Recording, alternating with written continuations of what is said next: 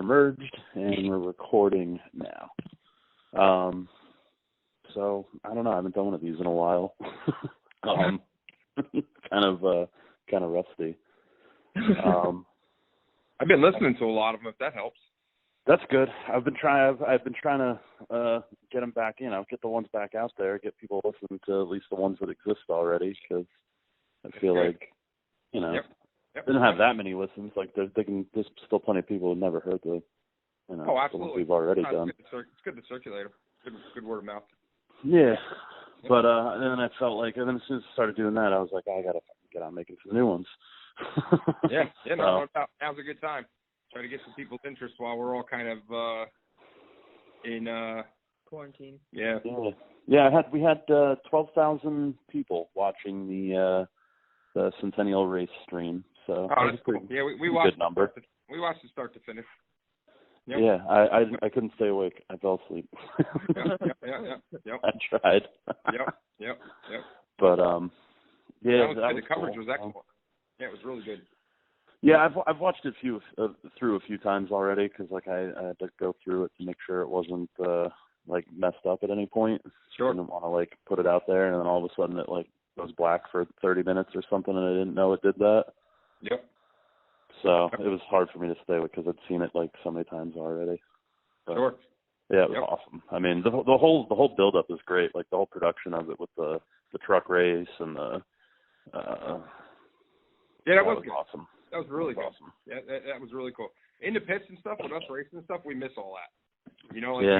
Even the anthem, you don't hear it good from the pits.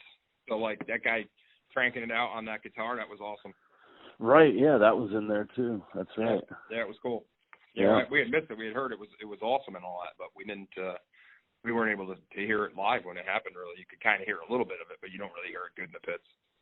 Yeah, that was cool. That was funny. When I remember, actually, I was shooting that live on Facebook as it was happening, and I remember watching the comments coming in, and a couple old school people were like, "This is a travesty."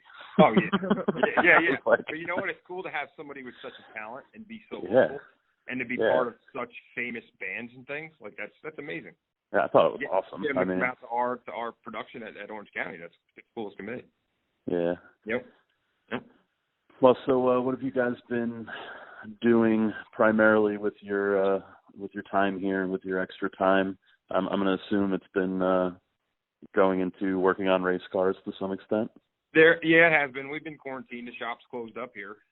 Cody and I have come a few times, and we've got really both of his cars are ready to roll. My car's ready to roll. We're pretty much ready to race. So one day it was nice out. We worked out in the trailer, him and I.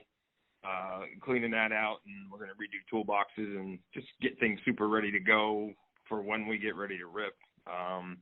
So 50% of it's been that, and the other 50% probably has been iRacing.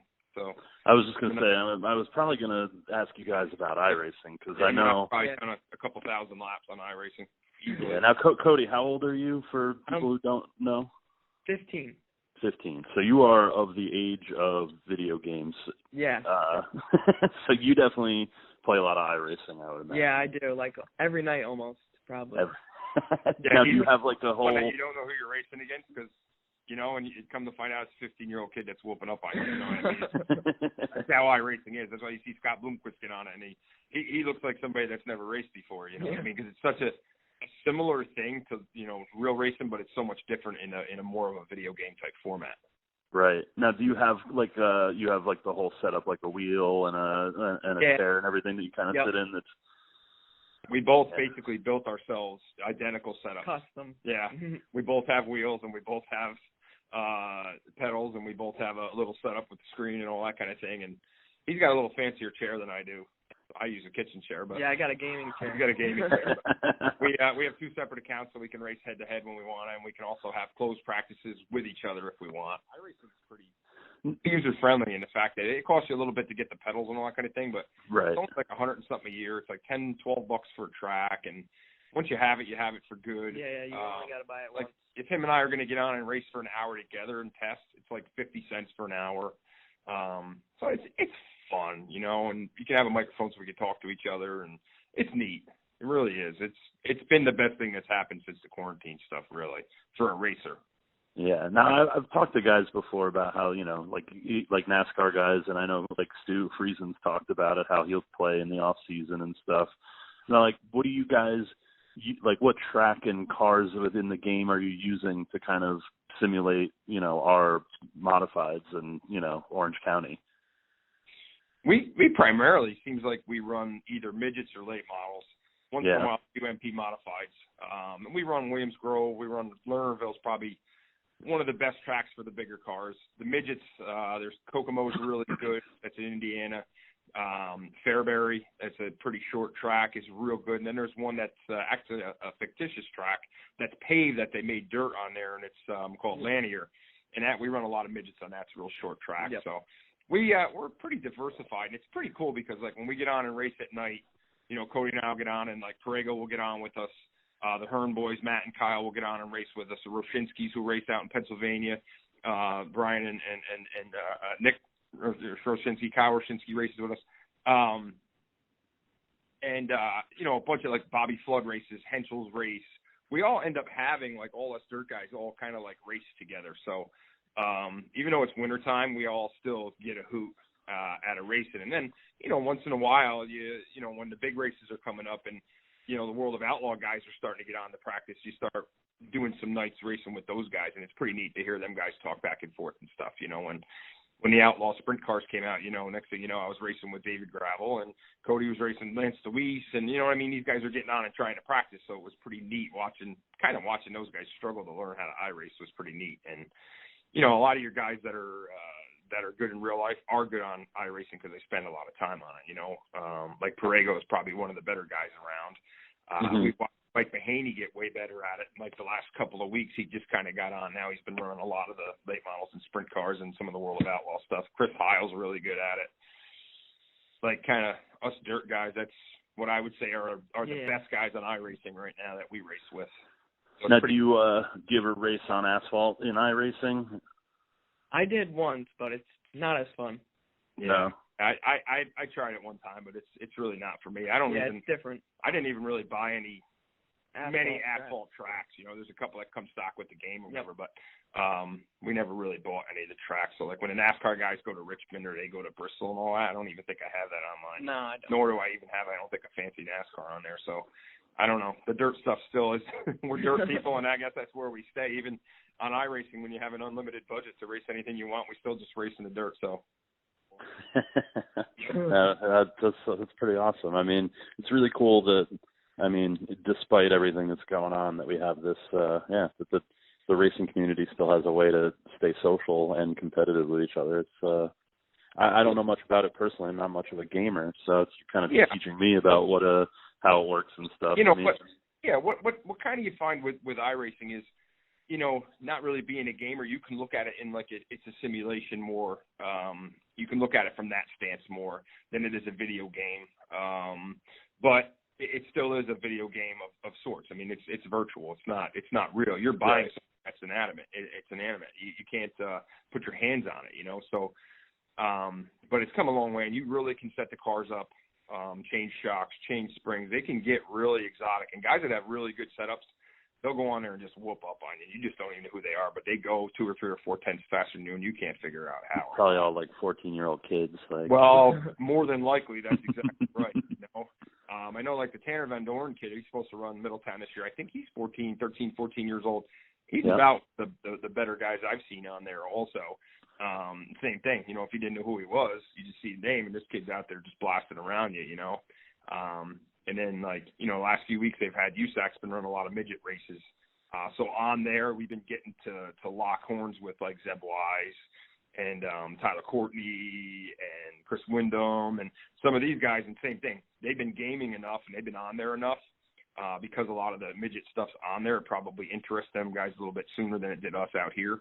Those guys are so awesome on there. It's cool. Ken McIntosh, Jason Persley, like these guys they're unbelievable in iRacing. So what we do, the things like a time machine, you sit down and race that, and if it's 4 or 5 o'clock in the afternoon, next thing you know, it's 9, 10 o'clock at night. We're looking at each other like our eyes are watering because I don't think we're blinking. And we're sweating. Do you guys enjoy like watching it as much as you enjoy playing it? Like, can you watch it like you would racing? Yeah, definitely. We love watching it. Yeah. No, it's definitely cool. And even the outlaw races, we can go onto our iRacing, and when it's being broadcast on FS1 and things like that, we can still watch it from our behind the scenes. Behind the scenes on iRacing. So you can kind of hear what's going on. You're not just seeing the TV broadcast. You're seeing that's incredible, really. You can hear them talking, and you can log in as a fan, basically. You know, you can sign up to be a spotter for somebody, and that's how you can kind of get about it.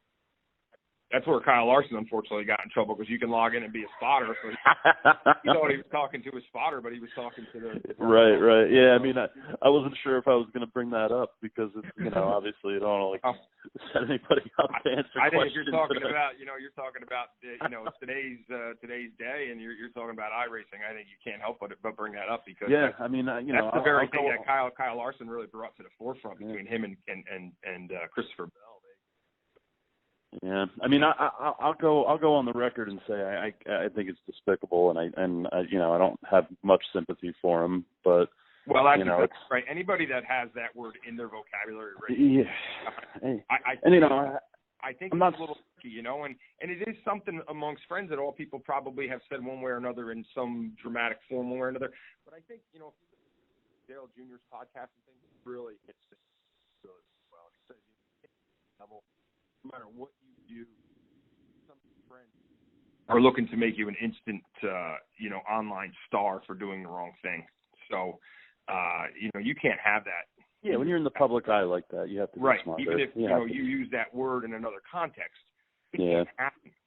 So that's how we all feel, and certainly we could never condone that. Right. I do understand that mistakes do happen. So I think at some point, he needs to be able to have the opportunity to make good on it with whoever may or may not have been offended. And I think that's about to happen.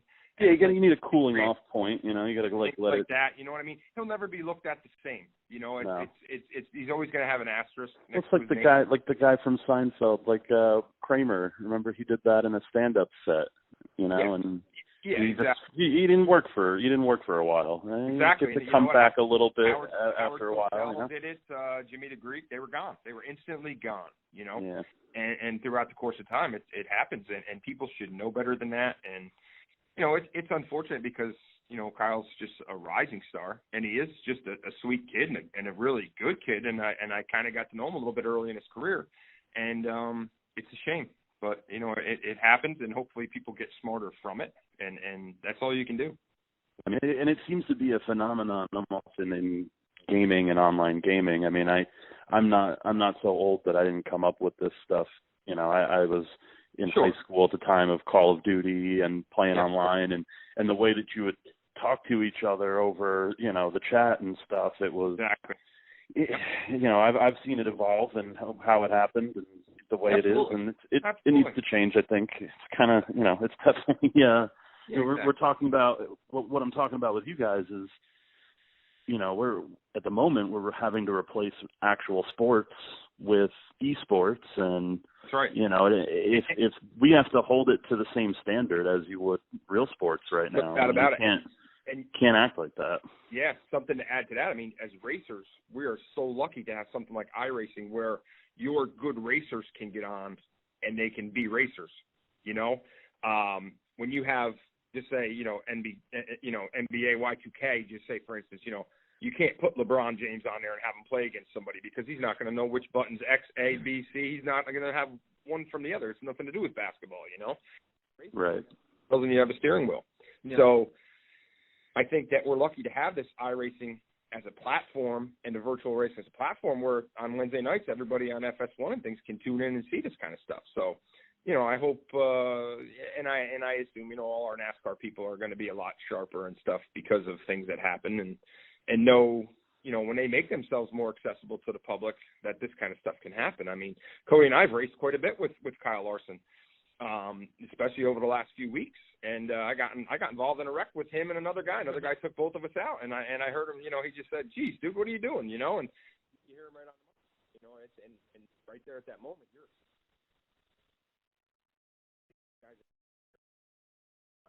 doing, and it is what it is. But yeah, we're lucky to have it, though. Yeah, yeah. I'm trying to open my mind to it more. I'm trying to get into, I think about when I was a kid and playing video games. It was torture to have to watch somebody else play, and you couldn't play. Yeah. And now it's kind of a norm in our culture to watch people play video games, and not even together, like across the internet. It's crazy. Yeah, exactly. Yeah, across the world. Yeah. Yeah. Yeah, this morning I got up early at 7:00 this morning. I was racing with all Australians. There was Wow. 16 of us raced a midget race out in Kokomo. Yeah, it was me and 15 other guys that were all from Australia. It's pretty neat. It's going all times of the night. I mean, you see when you get on there, you can see who's playing. I see Max Verstappen's playing on there. I see some of these Formula One guys are racing Formula One cars at Formula One tracks. Wow. And that's what they're doing. They're on there simulating and inviting their friends, and a lot of them have private sessions, but you can still see them going on, and there's ways you can get in there and you can watch them guys practice. It's pretty neat. It really is. Yep, that's worldwide. Now, Cody, do you play other video games too, or are you just kind of focused on iRacing right now? It's mainly iRacing right now, but I do play a little bit of Fortnite here and there. Yeah, okay. Fortnite I've tried to play. I definitely think that my brain is just a little too old for it. I enjoy it, and I think it's really cool, but I just suck. I mean, I can't. I can't wrap my head around building things and shooting at the same time. It's crazy. Yeah. Yeah, my dad tried to play Fortnite, and we taught him it, and he's starting to win now. He's starting to get around. I still got to look at the controller sometimes to figure out which button. Yeah. I have a little cousin that plays, and he's been playing on. I have a Switch, and I have it on my Switch. He's been playing it on my Switch, and he's been winning. So I have I have some stats, I guess, going. Yeah. But I still haven't really gone in there and tried to do anything myself in a while. Definitely interesting, but it's stuff that entertains you.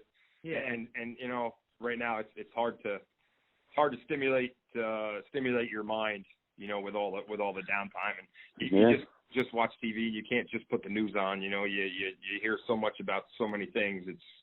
These are tough times, and I think we got to prepare ourselves for even worse. So it's kind of video games and things like that. It's a good thing, it really is. Yeah, it's definitely entertainment that feels a little more constructive almost than just watching TV, right? I mean, you're exactly right. That's absolutely right. That's what was nice about them putting the Centennial race on. That was something we all as racers and local people could really look forward to. So that's cool stuff. Yeah, it's anything to keep people thinking about the speedway and keep racing in their mind. I mean, I think it's a scary time for all of us. I mean, I know that. With all this esports stuff, it's not even that esports are filling a void now. They were already on the rise, and real live sports kind of on the decline. And you got a lot of people with their sponsors that are getting involved, and now getting into making their paint schemes look pretty accurate. And they're calling as Dale Jr. calls them, their liveries, to make them look similar, and they can carry their sponsors and represent them. And people got upset at Bubba Wallace when he jumped out of that race last week or the week before there, and didn't keep going around to represent his sponsor more, and it's starting to become that because that's all we have, so that's kind of cool. And I saw this week they're going to limit the number of cars that are going to be for the NASCAR race. So I saw Dale Jr. backed out this week so he can give an opportunity for the real NASCAR guys to be able to, another NASCAR guy be able to get in there and drive and represent their people more. So yeah, it's all we got, but it's going to grow and grow and grow until the real thing gets going again, I think. Yeah, but then even when the real thing gets going, I mean, how you develop so many fans based around this, virtual stuff, maybe it stays around. Yeah, no, I think it's neat. I do, and I think once we get racing and, if we get going this summer or this fall or whatever it may be, iRacing will take a back seat, and then this next winter it'll be back stronger than ever, I'm sure. People will be more familiar.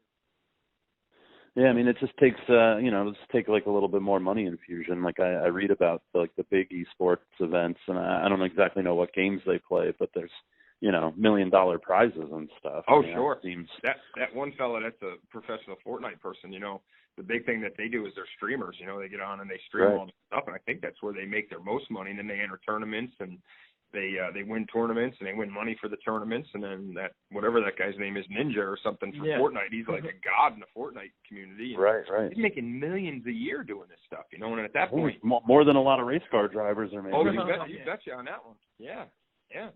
But it's definitely different. Who would have thought it, you know? And you know, that's when people say, oh, the kids don't go outside and play and they don't do this and that and this and that. Well, that's a lot of the interaction that they're getting. You know, Cody has the ability to play with all his friends he goes to school with right now. Yeah. It does give a platform, most of the virtual reality games and things like that, where you can, you know, air quote, you know, play with your friends like that. So it's the times. Yeah, I gotta try more of it. I still have not opened my mind to this gaming online phenomenon. You know, I go back to college and high school and playing Call of Duty and just yelling at each other and getting, you know, just like drinking Mountain Dew and eating Doritos all night and screaming at the TV. Yeah, you drink Mountain Dew and eat Doritos. You go to bed and you wake up nowadays and you're like, oh my God, what did I do to myself? It's not the same. The same. I've actually been playing in my quarantine time here. I have an old ColecoVision, which is like an old Atari. Wow. And, I remember not that I was old enough to have it when it was new, but I found it at a yard sale a few years ago, and I hooked it up to an old TV I had here, and I've been playing like Missile Command and these old arcade games. Yeah. Boy, that's neat. Keeps my attention for a little while at least. Yeah, that's all. That's what it's about. Yep. Oh, that's cool. That's good. Yeah. But I think everybody's got their cars all waxed up and polished, the real thing, you know, and probably waxed again and polished again. And yeah, you've probably gone over everything 5 times now, huh? Yeah, that's the hard part, you know. So now we just, well, you know, we wait, and at the same time we worry, you know, about, you know, you worry about your family these days and the old folks, and try not to be the person to spread it, and try to socially be as, you know, heads up as you can. So it's tough, you know. Racing takes a back seat to everybody's safety and everybody's health. You know, I was one of the first ones to close up our shop. You know, when this pandemic started happening, and I wanted to draw the line here because we get so many people that come in and out. I didn't want to let that forest fire burn through my shop. So you know, we kind of did that. And then when the government came out and said, hey, we're gonna help you if you do that and all that kind of thing, it kind of encouraged it. And I think right now that's what most of the racing businesses that I know are doing that. And you know, everything's just at a standstill. So yeah, imagine before the mandated shutdown, I'm sure a lot of the racing businesses were kind of seeing a little bit of a pickup, right? With everybody being like, hey, I got nothing to do. I'm going to work on cars, right? I had some people left some messages on my voicemail on the machine here and stuff, and it's just like, hey, I'm off now. I want stuff, get it done. It's like, well, in some cases, so forecast to get it until, you know, well after the pandemic was already going. So that's a tough part, you know, and it is what it is. Everything's on a freeze, and who knows? You can't ever get, and you can't figure out a straight answer of how and when we're going to be able to get to the track. I mean, so many other things have to open up first, and so many social gatherings, things need to happen. I think before we're going to see the racetrack. That's going to be the hard place, you know. I mean, restaurants have got to reopen. The essential businesses still have to reopen with, you know, social distancing, things like that in mind. And I think it's going to be a long road ahead of us. But sure seems like it. I mean, it's like hardest part for me has just been uncertainty. You know, I mean, it's not like I've been struggling with having to be quarantined. It's, you know, it is what it is. Uncertainty is really, I think, the main thing. You know, when you watch the president, you know, at night, and you hear him say, you know, he wants to get everything rolling as quickly as he can. Well, of course he does, because, you know, it's economics. You know, it's our economic world that's hurting right now, and the government's paying the way for a lot of people to be out of work. And, you know, then you hear the governor during the day get on and say, listen, we can't reopen anything yet here locally. We're in bad shape here with the spread of this thing, and your parents are going to be getting it, and this one's going to be getting it, and 1 out of 2 people are going to be getting it. And, you know, it really leaves you even more uncertainty when those guys aren't agreeing with one another. And it's definitely a tough time. So racing's always at the forefront in our household because, you know, Cody races, I race. We own a racing business. We build the cars. All of our friends are racers. So we are very race-based, you know, and we know we're going to take a back seat, you know, Broadway shows, concerts, you know, anything that's going to be a social gathering is going to be difficult. I mean, I just heard this morning that I think not until the end of June, maybe July, they're going to play a couple of golf, have a couple of golf tournaments, no crowds, you know, and right. That's going to be one of the first and only sporting events that may or may not happen. And you know, that's tough because now you can't put racing in that, you know, with the crowds that we have, with the people around the race cars, the people that are, you know, and if you limit the crowd, how do you limit the people into the pits to go with you, you know? And how do you break even when when you're restricted on your crowd size? Business-wise, your racetrack's going to go out of business. So it's a lot of businesses, right? If they have to limit their customers, it would just make more sense to not even open. Right, exactly right. And, you know, we're so thankful that Halmark, you know, came into Orange County and helped it and helped out with Gerda and did so many things there. And now you're talking about a business that's about as big a business as anything that we know that's going to have to weather this economic time also. So, you know, on the other end of this, for Halmar, it's a very difficult thing, you know. So, you know, our friends, our families, I mean, religious, not religious, whatever, you got to almost pray that everybody's going to be okay at the other end of this. And who's going to be able to race and not be able to race when it's over, you know. And now that the racetracks may open sometime, you know, are people going to be economically able to come out and watch? Are they going to be able to economically put tires on their car and go race? You know, there's going to be a lot of questions even when we are able to go race and how many people are going to be able to go out and do it. You know, we're all itching to do it right now, but that doesn't always mean that we're going to all be able to go out and do it. Yeah, the stimulus checks, you know, won't go that far. Stimulus checks, racing tickets. in stimulus check, you know, in racing money would need another couple of zeros on the end of it. Exactly. Everything in racing, you got to add a zero, and in a lot of cases, you got to add two of them. So it's depending what level you're racing at, you know, and it's definitely interesting. So it's you know racing as a hobby, which most of us do, going to be something that's going to take some time. I got a feeling. So you know I'm trying to encourage all my friends that we're going to go racing sometime, but you know I'm hoping for the best, but expecting the worst. So it's tough. Yeah, that is right. Yeah, that's the hardest part. Just Yeah. But you know what? Getting on and doing some podcasts, and if you're able to get a hold of a bunch of racers, and you know we can get a platform for people to be able to listen and create some things. I think this is a great idea. You know, and you know just get a network going so everybody's kind of still together, even though we're all still so far apart. Yeah, the longer we go here, the more we're going to have to come up with new ways. You know, that's exactly right.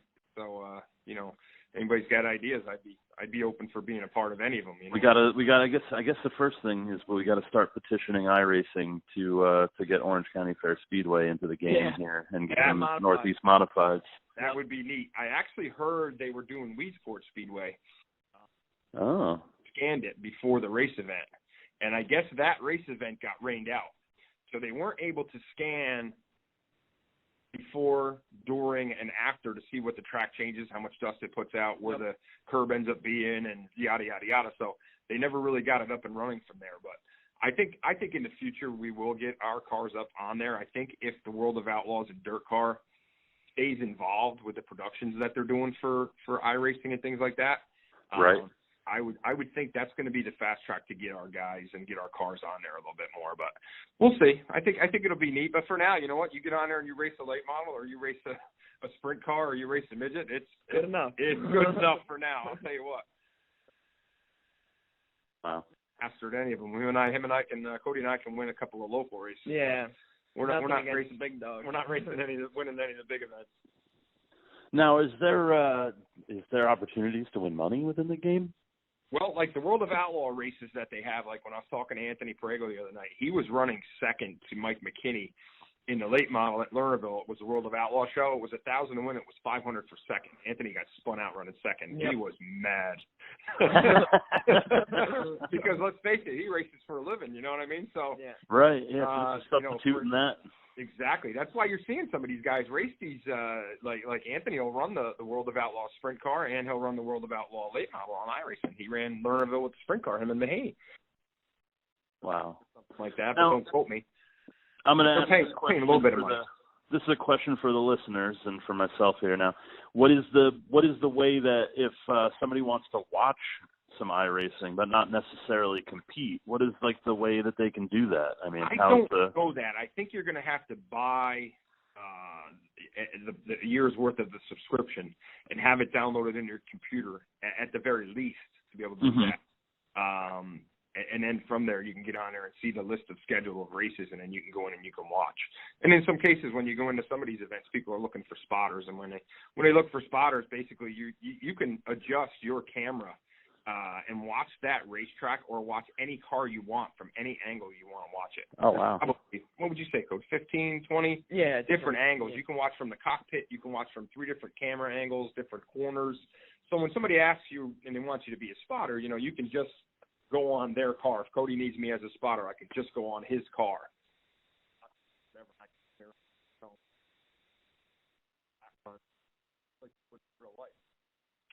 So it's pretty neat. So there is ways of doing it, but I don't know if Joe Public would be interested in doing that.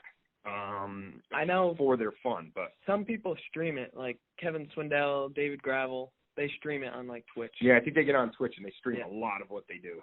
Yeah. Okay. Yeah. I mean, that's the best way to watch, probably. Yep. All right. Yeah. So I mean, that's like a good recommendation to the race fans who might be listening. Check out Twitch and go follow some of these guys that are competing on iRacing. Yeah, definitely. Yep, without a doubt. Cool. I mean, I guess, you know, these people probably want to watch that more than they want to listen to the podcast. Gotta find time to do it all. I think these days you got the time, you know. Well, you know, I'm a podcast listener, right? I mean, I like to listen to other podcasts, but I'm not doing it much because I'm not in the car. I'm not driving anywhere, you know. So I understand that it's a medium that's a little more difficult to just like, you know, whatever, sit at home and listen to it. It's just sure. People don't really do that much anymore. Yeah, right.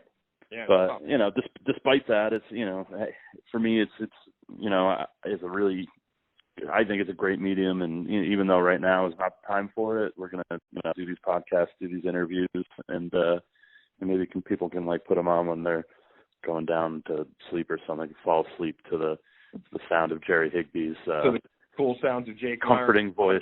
I don't know. Yeah, people find some maybe. Well, you know what? My lawn needs mowing, and I usually put on headphones for that. So people go out and mow your lawns and make sure your shit's looking nice here while you're stuck at home. Exactly. And listen to the podcast. If you think it's something that's going to put people to sleep, Cody's an excellent singer. Maybe he'll sing something. Oh shit, Cody. No, I'm not. I'm joking. All right, I won't press it then, but you almost had to sing a little. No, good. Yeah. Oh man, yeah. But it's definitely it's going to get interesting here. I think in the next few weeks when the weather starts to warm up, I think, and people start getting the itch to go outside. I mean, you know, today, tomorrow, I mean, Saturday they're calling for maybe 1 to 3 inches of snow around here. So I can't believe it. Believe it. You know, if you look at it in the terms of, hey, we were supposed to go racing Saturday. This is a Saturday where we would say, you know what, it's okay that we're not going racing because somehow you got to find a way on Sunday morning in the snow. You got to wash your cars and stuff. So and it's cold. So you know what, it's okay. You know what I mean? Yeah. For now, we're missing racing, but you know, racing really could start sometime. It's hit or miss at the May. time. Yeah. We theoretically could race right on through October, and the weather's still pretty nice. So, you know, for now, people are missing it, but we really haven't missed anything yet because even last year we had so much rain up to this point. You know what I mean? Right, and to be honest, the track conditions were, I mean... Yeah, Accord didn't race till May last year. Yeah. You know what I mean? And that kind of stuff happens. So, and we don't even know how the new track surface behaves early season. You know, I mean, like last year, my feeling with how, you know, how rough everything was early season, it was like I was wondering if 2020 we would even start so early. You know, and oh, absolutely, yeah, that's definitely going to be a question. But I think having Brett Hearn there, being a little bit more hands on, I think he's an expert with clay and things like that. But he made his living on the clay, so I think he's going to know pretty well, and then putting Matt Janiak in there full time to cultivate the place, and he's really made it his passion to do it. I think is going to be two very key things to having a really good track there. Yeah, I'm excited for obviously the excitement level was so high. I think that's part of why the disappointment is so high. I mean, that was you got Brett Hearn coming on. You've got the track has been resurfaced and fixed, and then right, like you said, you've got Janiak is like dedicated to that track, and I'm so excited to see what he does with it. Yeah, and what they've been able to create there with everything being so much nicer and racing for more money and more people coming to race and stuff like that. The words to that one song, and I quote it all the time: "The bigger the river, the bigger the drought." So the more you were involved and the more you were into how much you wanted to go racing in Orange County, now that you can't, it just puts that much bigger of a hole in your heart. So, it's tough. Yeah. But we'll get through it. We'll go racing. For all of us involved in putting it together, it's like it's especially, I feel it. I feel what the fans feel, and then I feel the sense of, you can't continue your work. You can't the thing that you put so much work into, and it's you just have to stop and wait. And it's not your fault. It's not because you messed up, and you know what? It's out of your control. Not for nothing, but this is all of us crying about this. How about the poor people that have lost family members and they've lost their lives because of this pandemic? Right. We're complaining just about this aspect of it, but we should really be very thankful to be able to control enough to stay away from people and not catch and not get this virus or pass it on to other people. You know what I mean? And that's the whole idea of being behind doing what we're doing.